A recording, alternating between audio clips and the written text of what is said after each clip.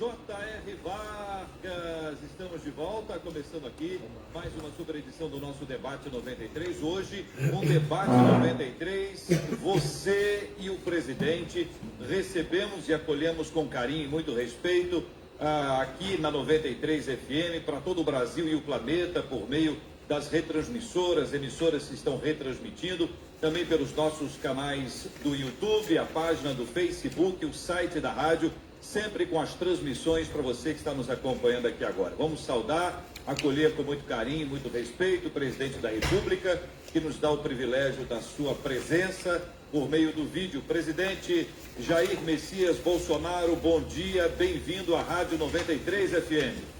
Bom dia a todos os ouvintes da 93 FM. Fico muito feliz e agradecido em poder falar ao vivo com vocês. E fica aberto, obviamente, a perguntas dos nossos ouvintes. A última vez o senhor esteve aqui conosco, o senhor esteve presencialmente ao lado do nosso querido e saudoso irmão Harold de Oliveira, com quem o senhor andou bem perto, e nós queremos aqui mais uma vez prestar as nossas homenagens a ele. A lembrança do nome dele nessa abertura é para nós todos aqui um motivo de muita honra.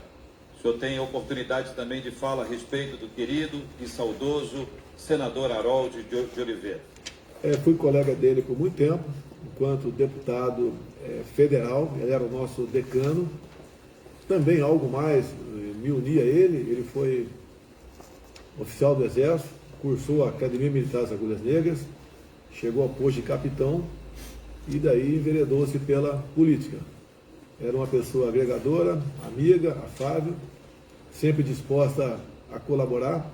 Depois entrou naquela chapa com meu filho Flávio e os dois acabaram se elegendo senador pelo Rio de Janeiro. E logo depois tivemos então essa tragédia, notícia triste do seu passamento. Harold de Oliveira marca na minha vida como um político exemplar. Muito bem, diante dessas palavras, nós estamos todos hoje, desde ontem, um pouquinho atordoados com as notícias que apareceram, especialmente no que se refere ao TSE, ao hacker. Claro, nós queremos que o senhor traga a sua palavra e a sua descrição desse fato, e queremos iniciá-lo, antes de ouvi-lo diretamente, pedindo ao senhor que responda a pergunta da nossa querida deputada estadual Rosane Félix, que está em vídeo com a gente participando agora, presidente.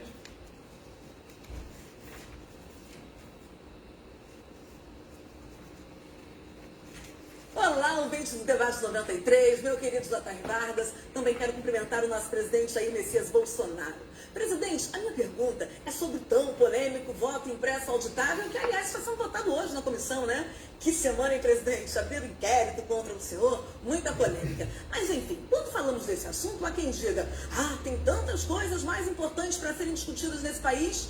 Porém, que essas pessoas esquecem que tudo passa pela política. O arroz, o feijão, a merenda escolar, a liberdade de ir e vir, o funcionamento das nossas igrejas, tudo passa pela política. E o voto tem impacto direto nisso, ele impacta diretamente na pessoa que vai nos representar por 4 anos. Eu sempre digo, presidente, que precisamos resolver os problemas pela raiz deles. Se uma árvore, por exemplo, não crescer de forma saudável, não irá produzir bons frutos. Tem gente também que diz que nas últimas eleições o senhor se elegeu, seja para deputado, presidente, no modelo atual da urna eletrônica. Isso realmente é uma verdade. Porém, graças a Deus, o senhor teve uma quantidade muito expressiva de votos. Já vimos, por exemplo, candidatos que perderam por um voto de diferença. Ou seja, um voto pode ser determinante no resultado de uma eleição. E mais, né? Se os computadores do mundo, gente, têm pelo menos um tipo de vulnerabilidade, por que a urna eletrônica seria diferente? Como diz o ditado, é melhor pecar pelo excesso do que pela falta de cuidado. E pelo que estamos entendendo, o senhor não está defendendo o fim da urna eletrônica, e sim o aperfeiçoamento dela. Porém, presidente, existe uma outra indagação que em princípio parece pertinente. E aí eu lhe pergunto, atualmente a urna é auditável ou não? E como vai funcionar a partir dessa nova proposta? Presidente. Ela quase respondeu tudo para mim, né? Mas eu faço um complemento aí. A urna não é auditável. Temos 2 laudos da Polícia Federal dizendo isso. Ela não é auditável. O que você vê no final da noite de domingo, ao final de uma apuração, se você apertar o botão para recontar tudo de novo, vai dar exatamente o mesmo número. Até mesmo uma pesquisa com peritos internacionais, foi contratado pelo PSDB em 2004, quando a Aécio perdeu no segundo turno para Dilma Rousseff. E o Carlos Sampaio, presidente do PSDB, deu uma coletiva e falou que com todos os métodos, com todo avanço das questões voltadas à tecnologia, a conclusão foi que a urna era inauditável.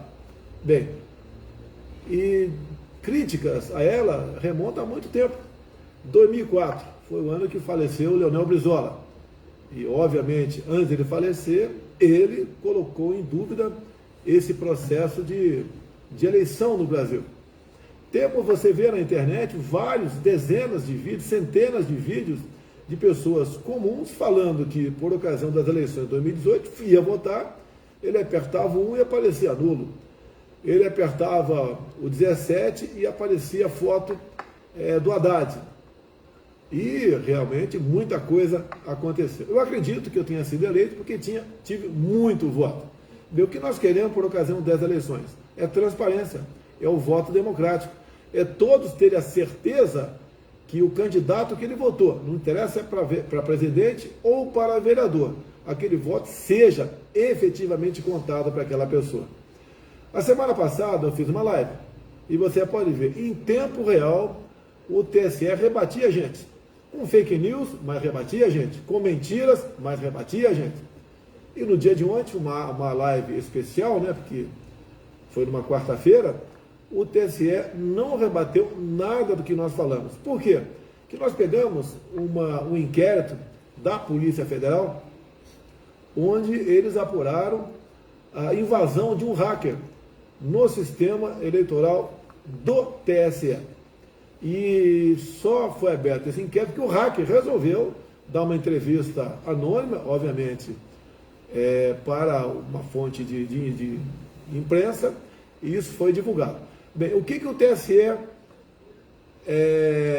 disse à Polícia Federal, assinada pelo diretor de tecnologia, o senhor Giannini?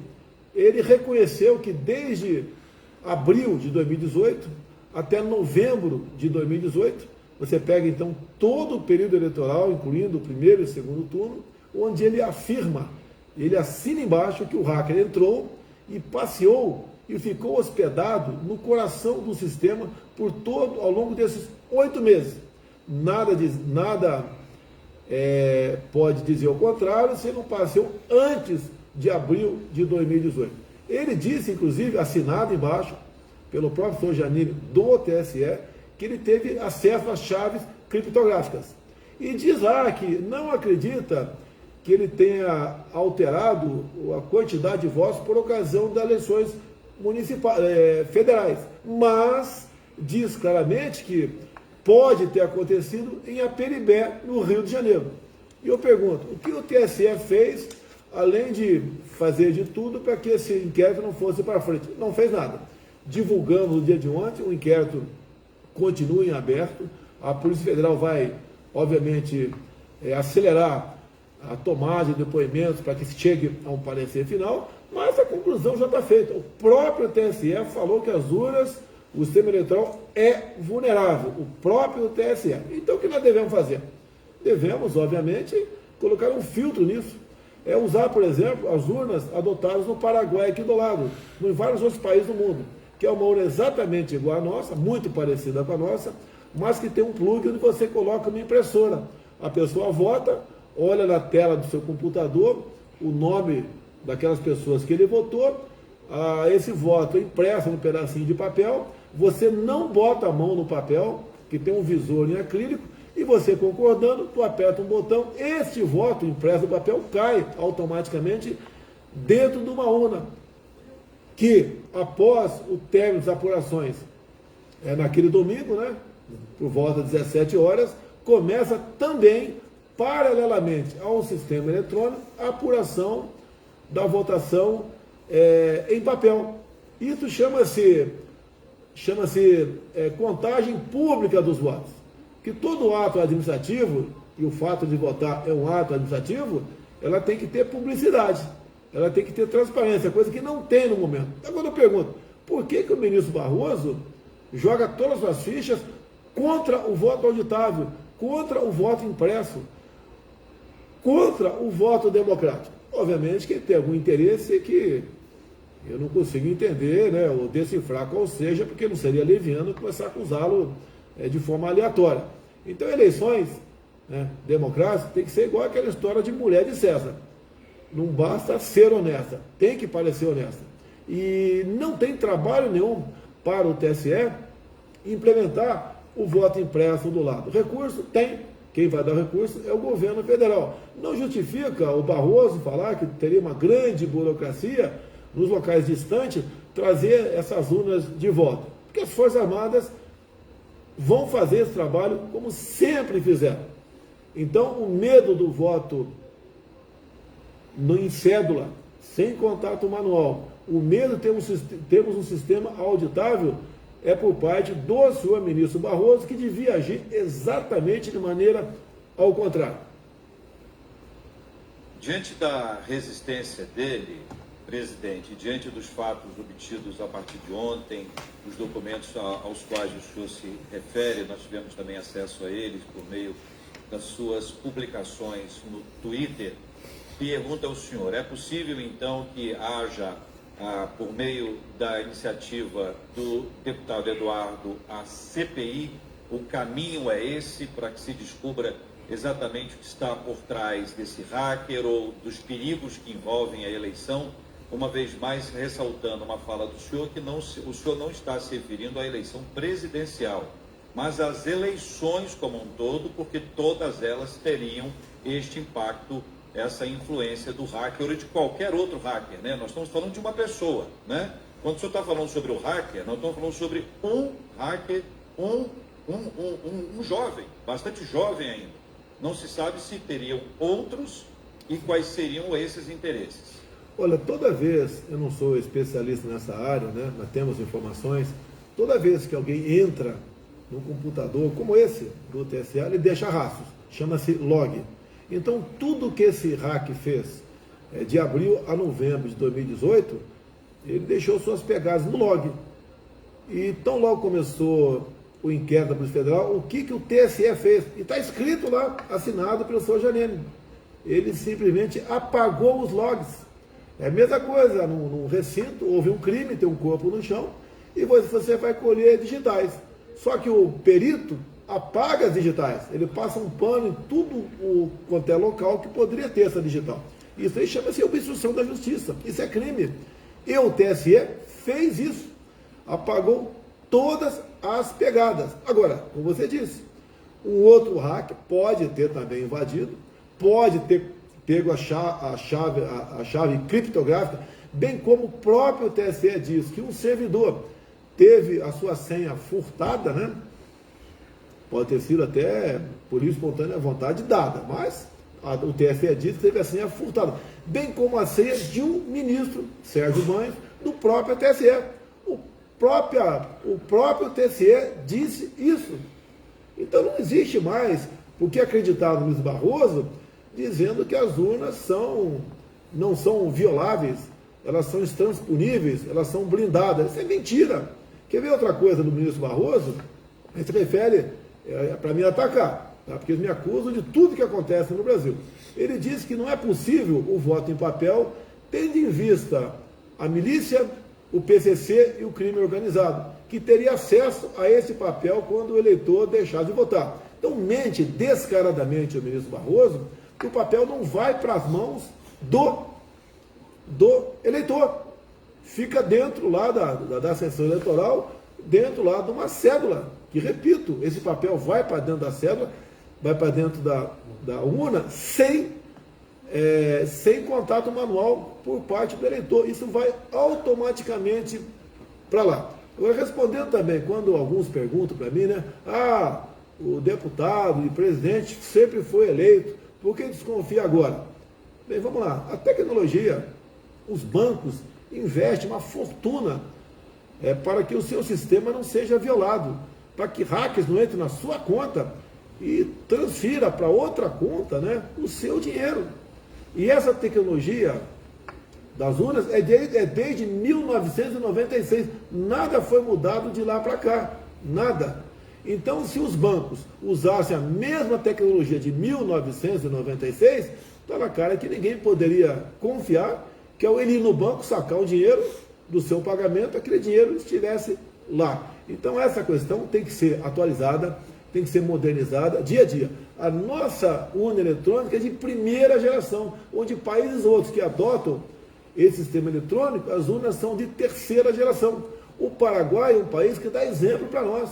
Conversei com o presidente do Paraguai, o senhor Marito, ele está disposto, se houver interesse por parte do TSE, obviamente, mandar para cá algumas pessoas da sua justiça eleitoral, juntamente com as urnas, para nos ensinar, o Paraguai, de como podemos fazer uma eleição onde não haja dúvidas da sua lisura. E é duro a gente ouvir do presidente do TSE, o ministro Luiz Barroso, que é também do Supremo Tribunal Federal, ser contrário ao voto democrático, contrário à contagem pública de votos. Agora, as histórias, né? Muita gente, se você pegar 10 pessoas aí do teu lado, pelo menos uma vai falar, não, teve um amigo, um vizinho que foi votar no 17 para presidente em 2018 e não conseguiu votar. Agora, você não encontra ninguém que foi votar no 13 e não tenha conseguido. Presidente, e quanto à questão da CPI?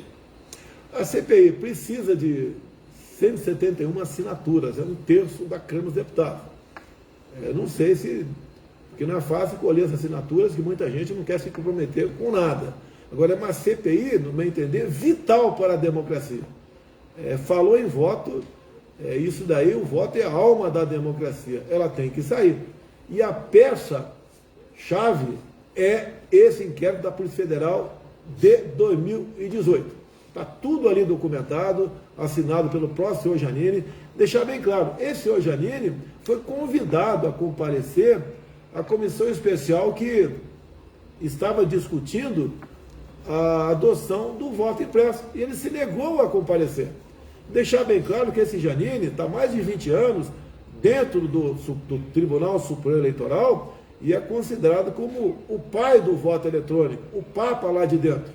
E quando começou a aparecer essas questões, onde trouxe a público a desconfiança do voto eletrônico, a quantidade de indícios que a gente vinha apresentando, o que ele fez? Ele se demitiu.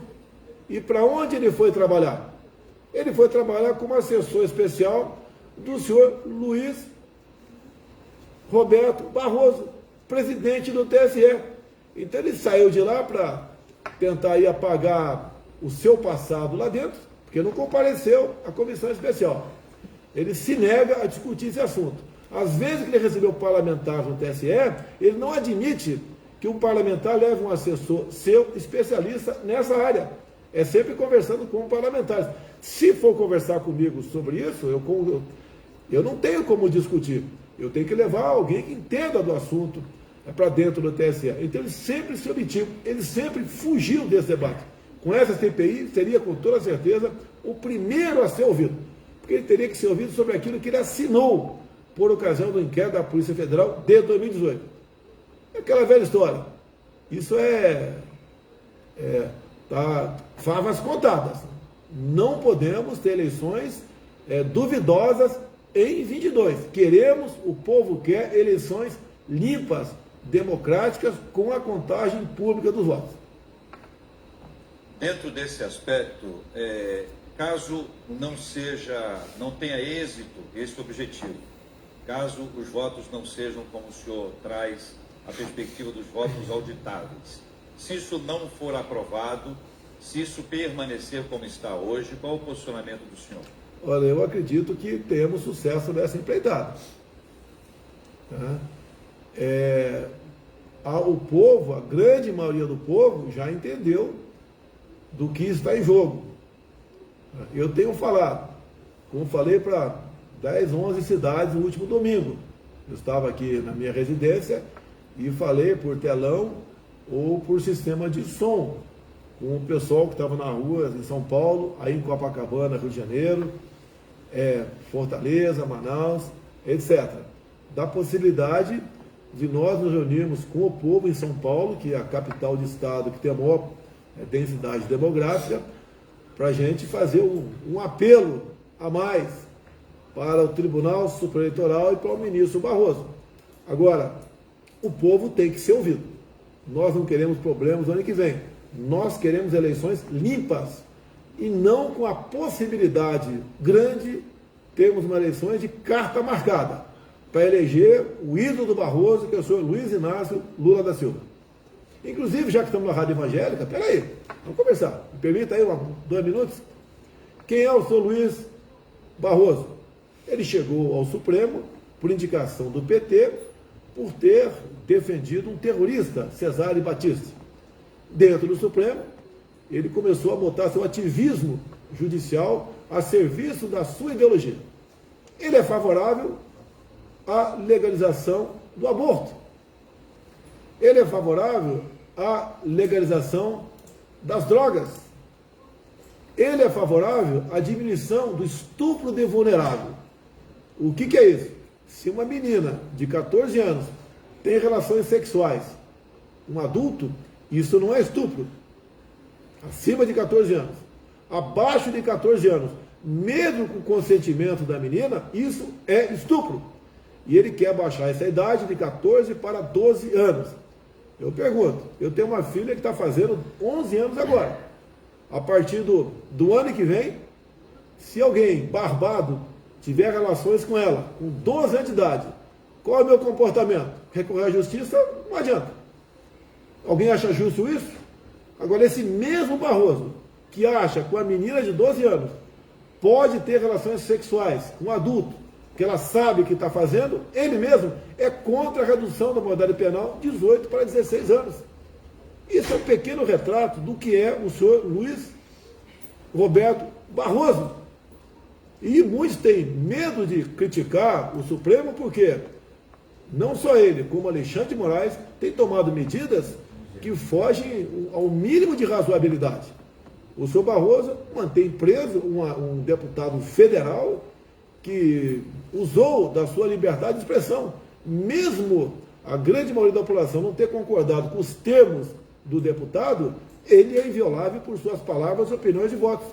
O senhor Alexandre de Moraes acusa todo mundo de tudo, bota como réu no seu inquérito sem qualquer base jurídica, para fazer operações intimidatórias, busca e apreensão, ameaça de prisão ou até mesmo prisão. É isso que ele tem fazendo. E a hora dele vai chegar, porque ele está jogando fora das 4 linhas da Constituição há muito tempo. Eu não pretendo sair das 4 linhas para questionar essas autoridades, mas acredito que o momento está chegando. Não dá para continuarmos com um ministro arbitrário, ditatorial, que não respeita a democracia, que não leu a Constituição, ou se leu, aplica de acordo com o seu entendimento para cada vez mais agredir não só a democracia, bem como atingir os seus objetivos dessa forma. Isso é inadmissível numa democracia. E quero repetir aqui, se o povo paulistano achar que eu devo comparecer à Paulista daqui a 2, 3 domingos, irei com o maior prazer. E seria mais um recado para aqueles que ousam estar à margem da nossa Constituição. E ele fez um absurdo agora, me colocou como réu naquele inquérito fake news dele. O inquérito é nome de fake news, mas fake news é o próprio Alexandre de Moraes. Ele é mentira em pessoa dentro do Supremo Tribunal Federal. Repito, o que eu mais quero é harmonia, é paz, porque a população tem muita coisa que precisa do governo federal para poder viver com dignidade. E, lamentavelmente, a atitude desse homem, juntamente com o outro Barroso, tem nos tirado um tempo enorme para que possamos bem trabalhar para o futuro do Brasil. Muito bem, senhor presidente, conosco no debate 93 especial de hoje, aqui na Rádio 93 FM. Temos agora uma pergunta, vamos mudar de tema, vamos para um outro assunto. Quem participa com a gente agora é o pastor Silas Malafaia, que tem uma pergunta para o senhor. Querido amigo e presidente Bolsonaro, um dos antros de maior corrupção de governos Lula e Dilma foram as questões de obras em gerais. Só para você ter uma ideia, o polo petroquímico de Pernambuco, que o valor era 2 bilhões e 500 milhões de dólares, gastaram 17 bilhões e 900 milhões de dólares e continua lá, jogado.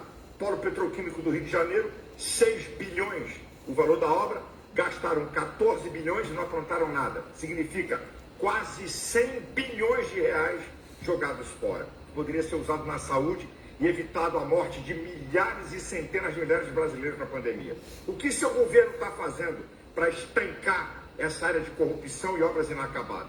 Deus te abençoe. Primeiramente, dizer ao prezado Silas Malafaia, que foi o pastor que realizou meu casamento em 2008, né? Dizer que o nosso governo, mais do que falar em combater a corrupção, combateu a corrupção. Você pode ver, você não vê nenhuma notícia de corrupção em nosso governo, zero. Temos uma CPI aí de alguns 7 patetas, né, que querem me acusar de corrupção por uma vacina que eu não comprei, até porque não paguei um centavo por nada dessa vacina. Em 2015, o Brasil tinha prejuízo de dezenas de bilhões de reais para estatais. Em 2019, nós tivemos já lucro de dezenas de bilhões de reais. Essa diferença do negativo para o positivo está na casa de 110 bilhões de reais só em nosso governo. Poderia citar alguma coisa. Itaipu Binacional, que tinha um pequeno lucro ou não tinha lucro, somente o ano passado investiu na região noroeste do Paraná 2 bilhões e meio de reais. Rapidamente, uma segunda ponte com o Paraguai está 60% pronto. A extensão do aeroporto de Foz do Iguaçu, que começa nas próximas semanas a receber aeronaves de outros países. Olha os Correios, onde a corrupção, onde o mensalão começou em 2004. Os Correios também, que praticamente não davam lucro, o ano passado deu lucro de 1,5 bilhão de reais. Esse ano, pelo apurado até o momento, que vencemos o primeiro semestre, a projeção é termos um lucro próximo a 3 bilhões de reais. Os próprios Correios. Olha os servidores, né, os aposentados, que depende, obviamente, do Fundo de Previdência, o conhecido Postales. Nas mãos do PT, eles compraram papéis da Venezuela.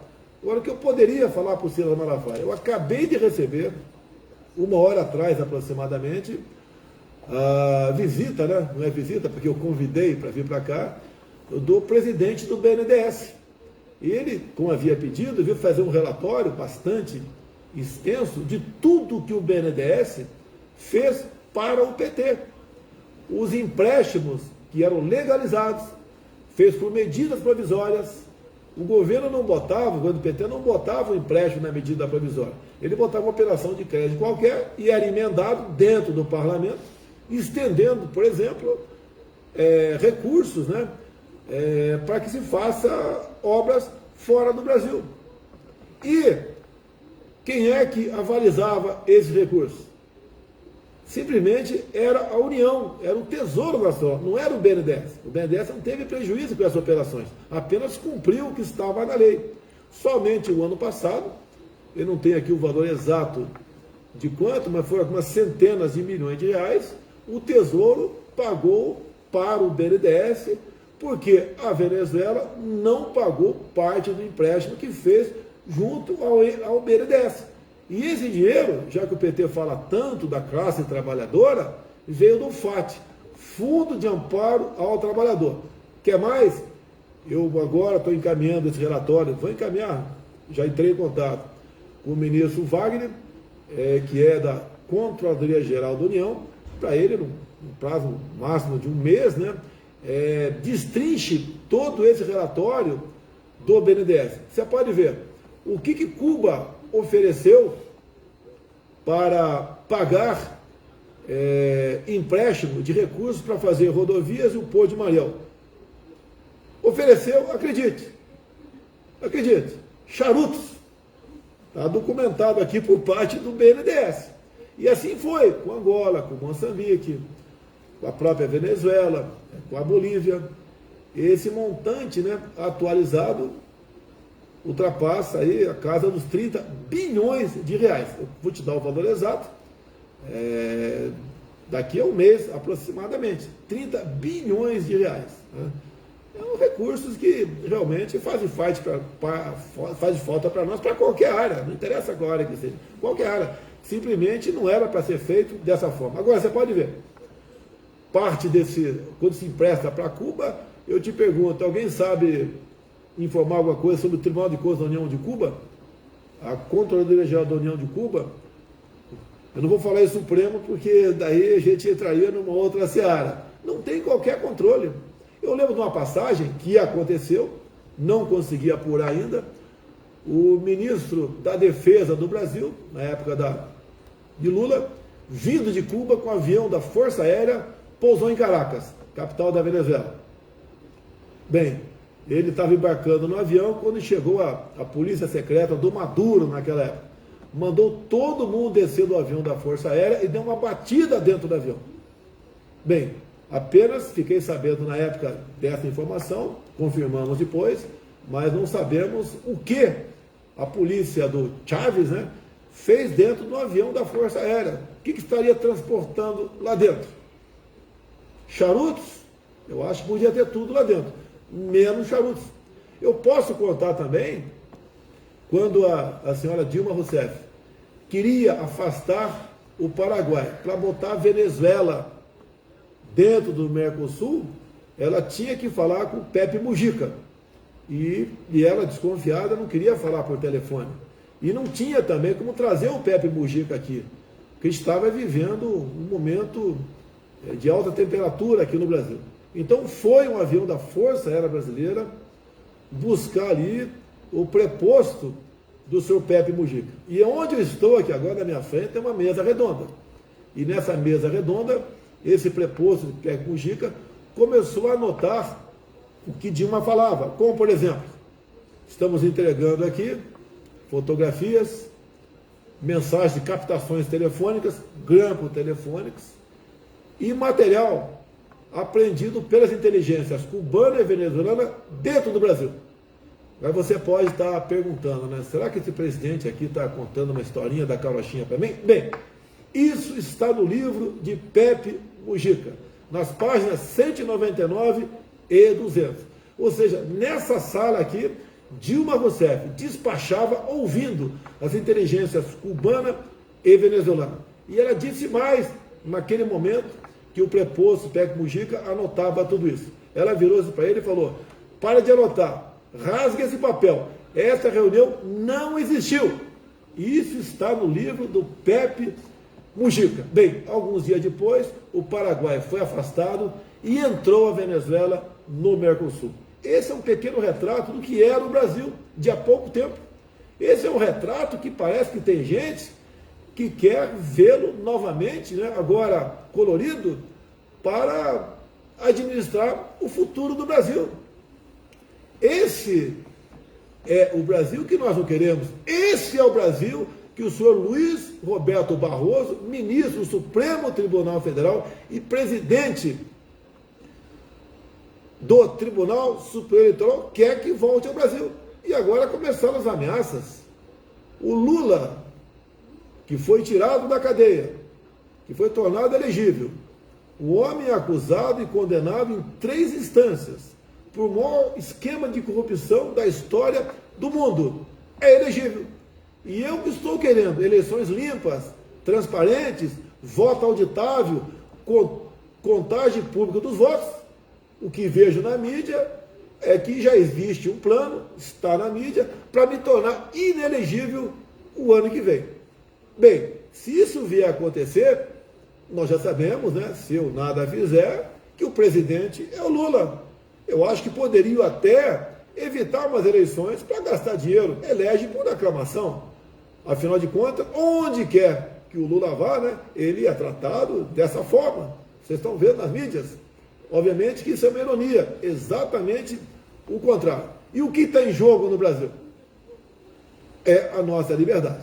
Em todos os países onde começaram esses regimes, socialismo, comunismo, o povo está realmente sem liberdade, sem renda, vivendo numa miséria. Se me permite contar uma história aqui, porque eu sou capitão do Exército e ando pelo Brasil todo, já andei, né, e também com o presidente, também ando pelo Brasil todo. Tem informações do que acontece em Pacaraima. É uma cidade do estado de Roraima, vizinha da Venezuela. A ditadura lá começou devagar. Não foi como tradicionalmente sempre aconteceu no mundo, né?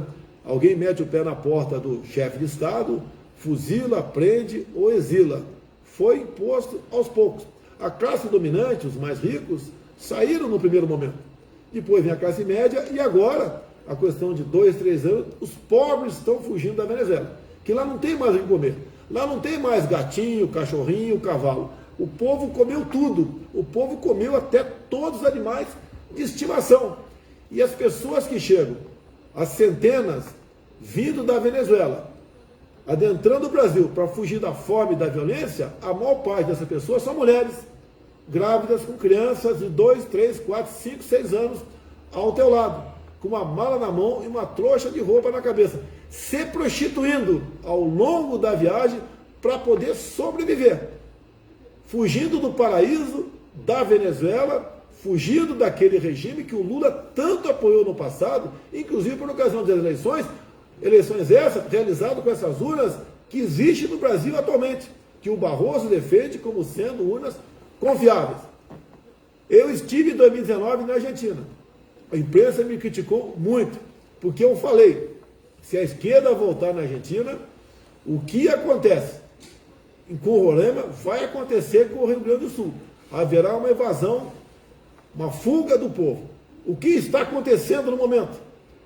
A classe dominante está saindo da Argentina. Médicos argentinos estão fazendo revalida no Brasil, porque eles não querem voltar para o seu país. A Argentina está no caminho da Venezuela. E eu pergunto aos brasileiros, queremos isso para o nosso país? Se continuarmos acreditando no senhor Luiz Barroso, que deve alguma coisa para o PT, com toda certeza, alguma coisa o faz lutar contra o voto impresso como se fosse aí a vida dele. Se nós admitirmos daí, o nosso futuro estará comprometido. E dizer a vocês, para onde fugirá o nosso povo? Até porque os outros países da América do Sul, aos poucos, né, nós estamos vendo, tornando-se vermelhos novamente. É uma coisa que vocês têm que pensar. Como disse agora há pouco, peço repetir. Me dá permissão para repetir. Entre as bandeiras do senhor Barroso, é o aborto, é a liberação das drogas, é a diminuição da idade do estupro vulnerável, e é um homem também que não tem religião. Ele fala em ciência, mas se consulta com o João de Deus. Essa é a pessoa que nós temos dentro do Supremo Tribunal Federal e se arvora agora como dono do Brasil. Se ele quer ser presidente, se candidate. Afinal de contas, ele tem um amor eterno pelo Lula, podia ser vice do Lula. Ou, quem sabe, convidar o Lula para ser vice dele. E daí, com as suas urnas, né, quem sabe aí, buscar aí a vitória numas eleições. Presidente, nós estamos conversando e ouvindo o senhor, e são tantos assuntos, o senhor tem respondido aqui as perguntas dos nossos ouvintes, estão trabalhando em cima desse aspecto aí. Vamos ouvir mais uma pergunta agora de um dos nossos ouvintes, que é também empresário, que apresenta a sua perspectiva sobre a questão de carga tributária. Mas antes de ouvi-lo, eu gostaria de desafiar o senhor e de solicitar que em breve nós temos uma nova oportunidade para a gente continuar apresentando perguntas dos nossos ouvintes e são pontos, e alguns têm até opiniões, sugestões e propostas a serem apresentadas, e como isso tudo é sempre muito importante, espero que em breve a gente tenha uma outra oportunidade para estar junto com o senhor, apresentando a pergunta ou as perguntas dos nossos queridos e amados ouvintes da 93 FM. Vamos agora à pergunta de um empresário que participa conosco, também é ouvinte, ao senhor presidente. Meu nome é Eduardo, sou empresário no Rio de Janeiro e gostaria de perguntar se tem algo sendo feito em prol do empregador no Brasil.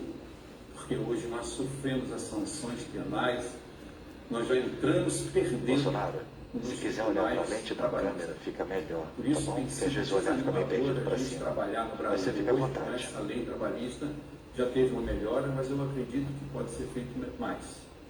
E que o Senhor te abençoe nessa jornada, que nesses mais 4 anos, aquele que Deus elegeu, ninguém pode morrer. e que Deus te abençoe, te sustente e te guarde nessa caminhada. Eu tenho certeza que o Senhor vai olhar por nós, como Deus tem olhado por nós, te colocando nessa posição. Realmente não é fácil ser patrão no Brasil.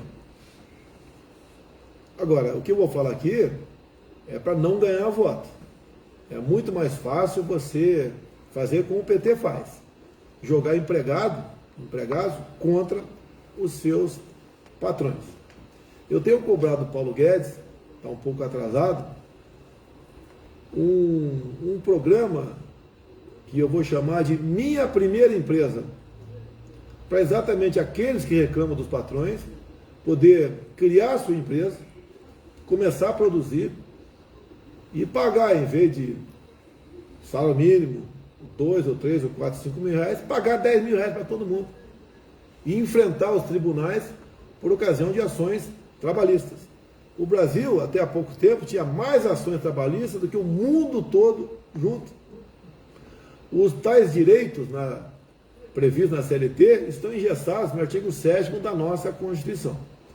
No governo Temer foi feita uma reforma da CLT, do que foi possível.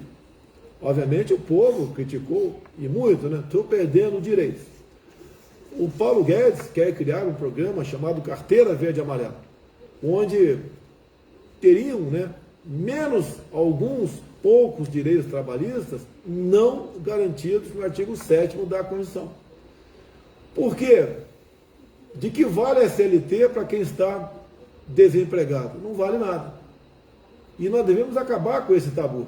A gente não vê nenhuma pessoa dos Estados Unidos vindo trabalhar no Brasil e falar: não, arranjei emprego no Brasil, não vou voltar aos Estados Unidos porque lá tem direito trabalhista. Um trabalhador comum nos Estados Unidos, operação humilde, geralmente ele tem sua casa própria, tem seu carro, ele sabe que se trabalhar, ganha, se não trabalhar, não ganha. Agora aqui no Brasil, falar isso aí é uma coisa que atenta contra o político, contra o deputado, o senador, o presidente, governador, e nós vivemos uma utopia no Brasil. Você pode ver, entrando nessa área também, fora da pergunta do empresário aí, nós terminamos 2020 com o maior número de empregados com carteira assinada do que 2019, mesmo durante a pandemia. Nós estamos vivendo agora o primeiro semestre de 2021 com um pouco mais de 200 mil empregos criados com carteira assinada todo dia. E daí você vê a imprensa noticiando que o número de empregados durante a pandemia até hoje passou de 12 milhões para 14 milhões. É a metodologia do IBGE. O IBGE considera desempregado somente quem procura emprego. Se tem alguém na tua esquina, teu vizinho que está há 10 anos sem fazer nada, ele é tido pelo IBGE como empregado. Agora, o problema que nós vivemos durante a pandemia, muitos governadores agiram de boa fé ou de má fé, outros, não quero generalizar, com a política do fique em casa, a economia a gente vê depois. Estamos vendo agora uma inflação grande nos alimentos. Muitos governadores adotando política de lockdown, de confinamento, de toque de recolher. Bem, o servidor público não foi atingido. O servidor com carteira assinada, você vê na ponta que eu acabei de dizer para você, também não foi muito atingido, porque fizemos programas aqui para manutenção de empregos, conhecido como Pronamp ou BEM, onde parte do salário desses trabalhadores nós bancamos, uma pequena redução de carga horária e também uma pequena redução do valor recebido. Isso atingiu cheio da nossa parte, de forma positiva, por exemplo, o pessoal de bares e restaurantes, os demais trabalhadores no Brasil. E agora, a grande maioria, 38 milhões de pessoas que viviam da informalidade. Quem eram esses? Eu que vendia o churrasquinho de gato na rua, mas com toque de recolher ou medida restritiva não podia mais vender, o que vendia uma água no sinal, um biscoito na praia, um picolé na arquibancada do estádio de futebol. Eles perderam tudo. Passaram para a lona. Muitos desses trabalhavam de manhã e à tarde para poder comer de noite. foram trancafiados dentro de casa de forma ditatorial por parte de muitos governadores e prefeitos. O prefeito do Rio de Janeiro fez isso. Agora, não se preocupou como esse cara ia viver. Viver do quê? Eu, em Brasília, andei em muitas comunidades e vi o que o pessoal tinha em casa. O que nós fizemos aqui? Criamos o programa conhecido como Auxílio Emergencial. 68 milhões se inscreveram nesse programa e receberam o auxílio emergencial. Num primeiro momento, por 5 meses, de R$600. Isso por mês passou o Brasil a se endividar na casa dos 50 bilhões de reais. Depois fomos obrigados a reduzir para 300. E depois de alguns meses sem auxílio, voltamos de novo à carga. Hoje está em R$250. Alguns perguntam, queria ver o presidente sobreviver com isso. Realmente é difícil sobreviver com isso. Agora, o nosso endividamento chegou no limite. Não temos mais como pagar o auxílio emergencial. Queremos a volta da normalidade. Investimos onde para voltar à normalidade? Investimos na vacinação. Eu, particularmente, falei muito em tratamento precoce. Eu tomei aqueles medicamentos e fiquei bom no dia seguinte. Então, nós fizemos a nossa parte.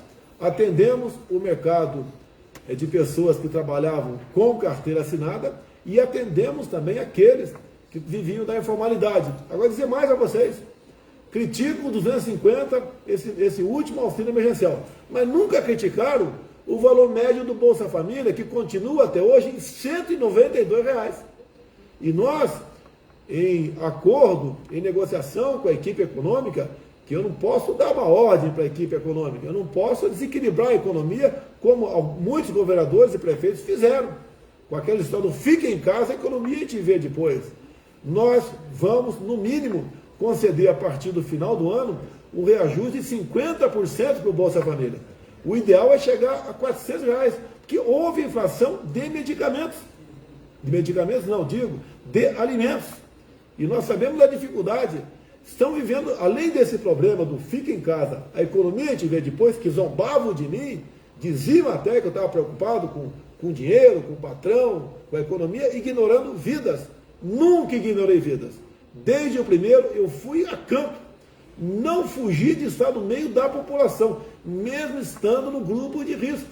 Só quem está no meio do povo pode saber das suas necessidades, dos seus problemas e das possíveis soluções. Apresentei o tratamento precoce que não foi da minha cabeça, foi estudado com muita gente. E muita gente tomou a cloroquina, a hidroxicloroquina, nos primeiros dias e se safou. Deixo claro que a política do ministro Mandetta, nessa época, era vá para casa, quando sentir falta de ar, procure o hospital. Pela primeira vez na história do mundo, nós ficamos sabendo que o tratamento para uma doença só podia ser realizado em fase hospitalar, quando a pessoa chegasse ao hospital quase morrendo sufocado. E a minha proposta era outra. Bem, isso culminou com a queda do Mandetta. Obviamente, não podíamos ter um ministro que não aceitasse o tratamento off-label. O que é off-label? Fora da bula. O médico tem autorização, conforme ele aprende nas suas universidades, como está no Conselho Federal de Medicina, um protocolo, uma orientação, de que o médico, ao se deparar com um doente que não sabe a causa, ele pode aplicar o remédio fora da bula, para buscar a cura ou minorar a dor dessa pessoa. E aqui no Brasil, os grandes médicos, travestidos de jornalistas, passaram a criminalizar isso daí. Você quer ver uma coisa, quando se fala em corrupção? Mandei uma medida provisória para o parlamento para tratar de vacinas, como várias outras eu mandei.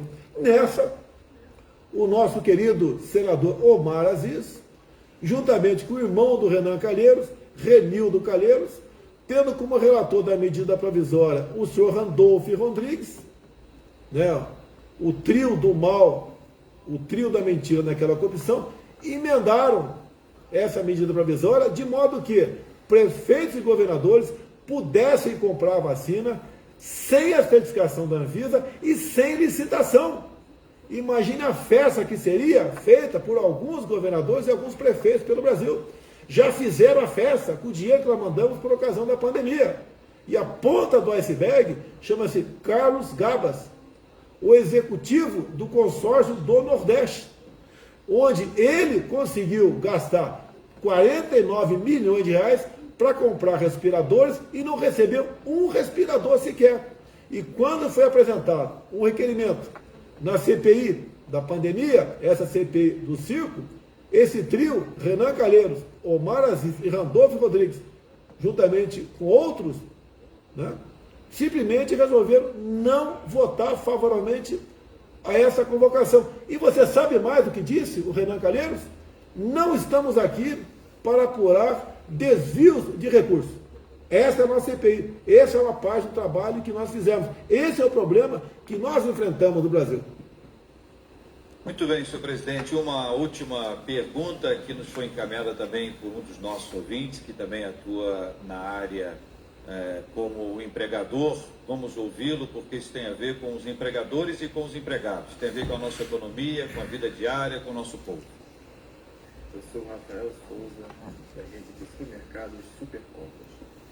Gostaria de saber se na reforma tributária haverá alguma parte específica para o setor supermercadista, de forma que possa aliviar os impostos e, por tabela, aliviar o preço final ao consumidor.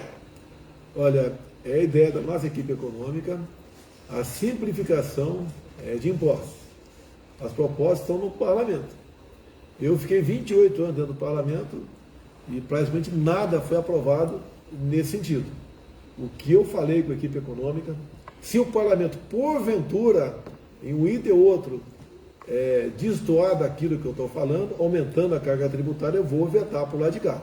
O nosso governo, na história última do Brasil, em vários momentos, né, diminuiu a carga tributária, como, por exemplo, a questão de medicamentos por ocasião da pandemia. Tá?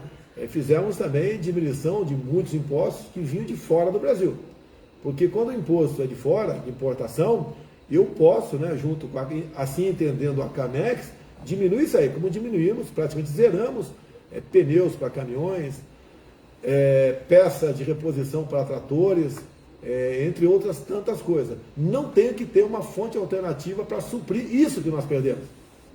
Então, nós somos regulados, né, pela lei de responsabilidade fiscal, de modo que a carga tributária, para diminuir em um dado momento, tem que se aumentar em outro lugar. Mas a decisão tomada aqui é exatamente que não haja aumento de carga tributária. Estamos vivendo um momento difícil da economia, você sabe como, né?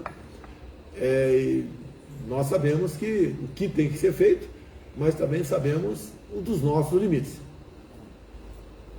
Presidente, em nome dos nossos ouvintes e da nossa casa, Rádio 93 FM, nós queremos agradecer a presença do senhor aqui entre nós. Queremos orar pela sua vida e pelo seu trabalho e tudo que há de ser desenvolvido, mas também queremos ouvir uma palavra do senhor ao nosso povo. Como é que o senhor se despede desse povo querido que nos acompanha agora, presidente? O último assunto de economia, o pessoal reclama do preço de gás de cozinha, com razão. Mas dizer a vocês que há 3 meses ou 4, nós zeramos os impostos federais em cima do gás de cozinha. O botijão de 13 quilos custa hoje, lá na origem, R$ 45. Se está chegando a 110 no final da linha, isso existe, né, em função do frete, em função da margem de lucro do vendedor na ponta da linha e também em função do imposto estadual conhecido como ICMS. A mensagem que eu posso dar a vocês, aos brasileiros, né, faço aquilo que entendo que deve ser feito. As decisões não são fáceis. Às vezes você decidindo sim ou não, você tem críticas. Estamos conduzindo o Brasil da melhor forma possível, combatendo de fato a corrupção e também nas pautas conservadoras um viés todo preocupado com isso, que a família realmente é a base da nossa sociedade. Então esses valores mantemos vivos aqui com os nossos ministros. além da pandemia, que teve um impacto na economia, também vivemos a maior crise hidrológica vivida pelo Brasil, falta de chuvas. E também tivemos mais um problema grave agora. Estamos na época da safrinha. Tivemos uma geada atípica, que queimou uma parte considerável de produtos do campo, entre eles o milho. E o milho impacta diretamente no preço da carne suína, impacta no preço do frango, bem como do ovo. Tá? Temos problema pela frente. Não posso fazer milagre. Não posso tomar medidas de tabelamento ou congelamento de preço. Isso foi feito no passado e não deu certo. E onde quer no mundo, onde isso foi feito, também não deu certo. Nós devemos acreditar, ter esperança, entender o momento de dificuldade e termos fé. A gente continua aqui com o nosso Brasil acima de tudo, Deus acima de todos. Nós vamos orar pelo senhor e por todos os seus também. Antes, apenas uma última questão. O senhor já tem candidato ao governo do nosso estado, do Rio? Olha, eu não estou me envolvendo em eleições porque temos muita coisa importante para fazer. Se eu indico A, B ou C para esse ou aquele estado, para governo ou para estado, eu começo a ter problemas dentro do parlamento, que outras pessoas almejam também ficar. Eu tenho que primeiro decidir o meu futuro político, né, arranjando um partido que eu queira e também me queira. E política, no meu entender, a gente começa a falar para valer a partir de março do ano que vem, que é o limite das filiações partidárias para disputar um cargo eletivo. Então, no momento, desejo boa sorte ao Cláudio Castro, que, no meu entender, está fazendo um bom trabalho aí no Rio de Janeiro. Temos convênio, temos acordos, a Petrobras ajuda bastante o governo, o nosso Ministério da Justiça tem ajudado bastante a questão da segurança pública aí no Estado. O Estado participou com o governo federal da privatização da SEDAI e também fizemos um grande acordo com o governo do Estado no tocante ao